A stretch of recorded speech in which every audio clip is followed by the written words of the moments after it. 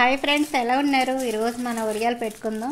వీడియోని మాత్రం ఎక్కడ స్కిప్ చేయకండి. కొలతల ప్రకారం చూపిస్తాను. ఒడియాలు చాలా బాగుంటాయి.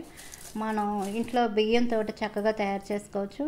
నేను ఒక కప్పు బియ్యం తీసుకున్నాను, ఒక బౌల్లో వేసుకుందాం. ఇవి రేషన్ బియ్యం తీసుకున్నాను నేను. రేషన్ బియ్యం అయితే ఒడియాలకి బాగుంటాయి. 3 స్పూన్ల సగ్గు బియ్యం వేసుకోవాలి. బియ్యంలోనే వేసిన తర్వాత నీళ్ళు పోసి శుభ్రంగా కడగండి. ఇలా నీళ్ళు పోసి శుభ్రంగా కడిగిన తర్వాత ఇప్పుడు మరలా నీళ్ళు పోసుకుందాం. నీళ్ళు పోసిన తర్వాత అంటే బియ్యం అంతా ములిగే వరకు నీళ్ళు పోసి మూత పెట్టుకొని ఇలా నైట్ నానబెట్టుకోవాలి. మనం బియ్యాన్ని, సగ్గు బియ్యాన్ని చక్కగా మార్నింగ్ కల్లా నానిపోయేవి. ఇవి నానిన తర్వాత మరలా ఒకసారి శుభ్రంగా కడగండి. ఇలా మనం కడిగిన తర్వాత మిక్సీ జార్ తీసుకుని బియ్యాన్ని, సగ్గు బియ్యాన్ని చక్కగా వాటర్ లేకుండా మనం మిక్సీ జార్లో వేసుకోవాలి. వేసిన తర్వాత నేను కొలతల ప్రకారం చెప్తాను. ఇప్పుడు ఒక కప్పు బియ్యం తీసుకున్నాం కదా, అదే కప్పుతో ఒక కప్పు నీళ్ళు తీసుకుని మనం మిక్సీ చేయడానికి ఎంత సరిపోతాయి అంత నీళ్ళు పోసుకుంటూ చక్కగా ఈ బియ్యాన్ని, సగ్గు బియ్యాన్ని చక్కగా మిక్సీ చేసుకోవాలి. కొద్దిగా నీళ్ళు పోసుకొని చక్కగా పిండిని మిక్సీ చేసుకున్నాం కదా, మనం వడియాలు ఏ గిన్నెలో తయారు చేసుకుంటున్నామో అదే గిన్నెలోనే మనం మిక్సీ చేసుకున్న పిండిని వేసుకోవాలి. ఇంకా మిగిలే కదా బియ్యం, సగ్గు బియ్యం, ఈ రెండు కూడా వేసుకుందాం. వేసిన తర్వాత వాటర్ పోసుకుందాం. అంటే మనం కప్పు నీళ్ళు వాడుతున్నాము. నీళ్ళు పోసిన తర్వాత మరలా ఒకసారి బాగా మెత్తగా మిక్సీ చేసుకున్నది. మనం మిక్సీ చేసేటప్పుడు మీరు బాగా మెత్తగా చేసుకోండి. మనం వడియాలు ఏ గిన్నెలో తయారు చేసుకుంటున్నామో అదే గిన్నెలో వేసుకోవాలి. అంటే మనం మిక్సీ చేయడానికి 1/2 కప్పు నీళ్ళు పట్టాయి, మిగతా 1/2 కప్పు నీళ్ళు ఇందులో పోసుకోవాలి. అంటే 1 కప్పు మనకు ఇప్పటికి 1 కప్పు అయినట్టు మనం 11 కప్పులు నీళ్ళు పోసుకోవాలి. మొత్తం మీద 12 కప్పులు. మీకు అర్థమైంది అనుకుంటాను. 12 కప్పులు కంటే 1 కప్పు ఎక్స్ట్రా వేసుకున్నా పర్లేదు, కానీ తక్కువ మాత్రం వేయకండి. నేను 12 కప్పులు నీళ్ళు పోసుకున్నాను.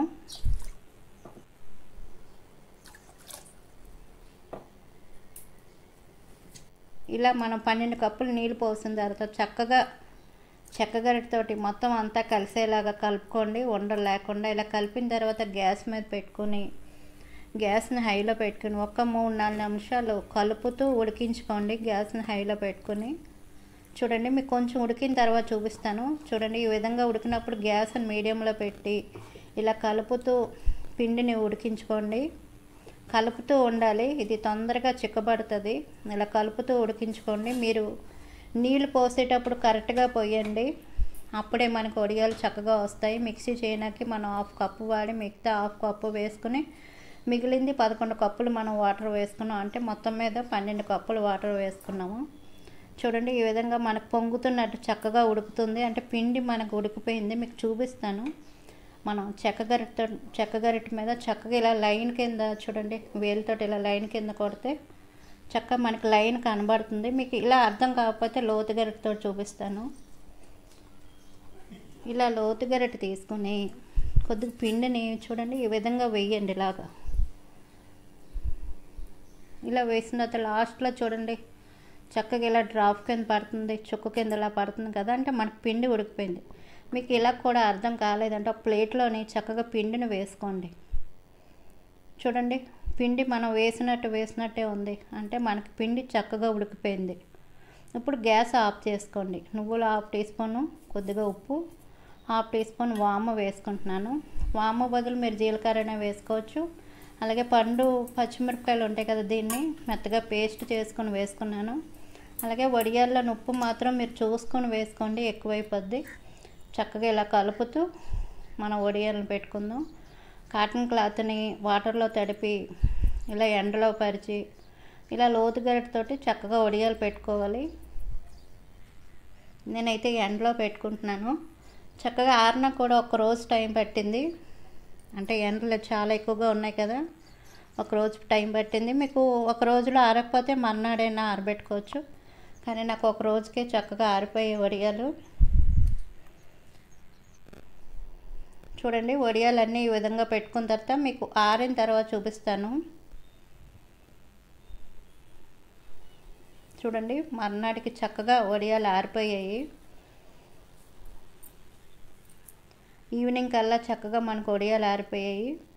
ఇలా ఆరిన తర్వాత వడియాలు ఇలా క్లాత్ వెనక వైపు ఇలా తిప్పి కొద్దిగా వాటర్ని జల్లండి, ఎక్కువ కాదు. ఇలా వాటర్ని చల్లి ఒక్క నిమిషం ఉంచండి. వాటర్ వేసిన తర్వాత అప్పుడు చక్కగా మనకు వడియాలు వస్తాయి. చూడండి, మీకు తీసి కూడా చూపిస్తాను. తెల్లగా మల్లెపువ్వులాగా ఉంటాయి వడియాలు, చాలా బాగుంటాయండి. ఇలా వడియాలని అన్ని వడియాలని ఇదే విధంగా మనం తీసుకోవాలి. మీరు వాటర్ వేసేటప్పుడు మాత్రం కరెక్ట్గా వాటర్ వేసుకోండి. అంటే మొత్తం మీద 12 కప్పులు నీళ్ళు పోసుకోవాలి. ఇలా 10 సార్లు చెప్తున్నాను అనుకోకండి, కానీ వడియాల్లోని వాటర్ కొంచెం ఎక్కువైనా పర్లేదు, కానీ తక్కువ వేసుకున్నారంటే వడియాలు సరిగ్గా రావు. అందుకు మనం 12 కప్పులు నీళ్ళు పోసుకోవాలి. పిండి బాగా ఉడికించుకోవాలి. ఇవి చిన్న చిన్న ఈ టిప్స్ పాటించారంటే చక్కగా మన వడియాలు చక్కగా వస్తాయి. ఇదే విధంగా మనం అన్ని వడియాలు తీసుకున్న తర్వాత మరలా ఎండలోని ఒక 2-3 గంటలు ఆరబెట్టుకోండి. నేను ఆరబెట్టుకున్నాను. చక్కగా వడియాలు ఆరిపోయాయి. ఇలా బాగా ఆరితేనే మనకు 2-3 సంవత్సరాలు చక్కగా స్టోర్ చేసుకోవచ్చు. ఇలా ఆరిన వడియాలు ఒక డబ్బాలో వేసుకుందాం. ఇలా మనం వేసుకుని చక్కగా ఎప్పుడు కావాలంటే అప్పుడు మనం చక్కగా వేపుకోవచ్చు. పిల్లలు కూడా బాగా నచ్చుతాయి. పప్పు సాంబార్ తోటి, పులుసు కూరలతోటి చాలా బాగుంటాయండి వడియాలు. తప్పకుండా ఒకసారి నేను చెప్పిన విధంగా ట్రై చేయండి. మీకు వడియాలు వేపు కూడా చూపిస్తాను. ఆయిల్ మరిగింది. ఆయిల్ మరిగిన తర్వాత గ్యాస్ మీడియంలో పెట్టి వడియాలు వేసుకుని చక్కగా వేపుకోండి. చక్కగా మన ఉట్టినోటినైనా తినచ్చు. చాలా బాగుంటాయండి వడియాలు. ఈ వీడియో నచ్చితే మాత్రం ప్లీజ్ లైక్ చేయడం మర్చిపోకండి. అలాగే మన ఛానల్ని ప్లీజ్ సపోర్ట్ చేయండి. అలాగే మన ఛానల్ని సబ్స్క్రైబ్ చేయండి. మన ఛానల్లోని బియ్యం పిండితో కూడా నేను వడియాలు పెట్టాను. తప్పకుండా ఒకసారి ట్రై చేయండి. అలాగే బియ్యం రవ్వతో కూడా వడియాలు పెట్టాను. చాలా రకాలైన వడియాలు ఉన్నాయి మన ఛానల్లోని. ఒకవేళ మీకు తెలియకపోతే వీడియోని ఒకసారి చెక్ చేసి, వీడియో నచ్చింది అనుకోండి ప్లీజ్ లైక్ చేయడం మర్చిపోకండి. ఇలా వడియాలన్నీ వేపుకున్నాం కదా, మీకు విరుపు కూడా చూపిస్తాను. చూడండి ఎంత క్రిస్పీగా చాలా బాగుంటాయి. వీడియో నచ్చితే మాత్రం ప్లీజ్ లైక్ చేయడం మర్చిపోకండి.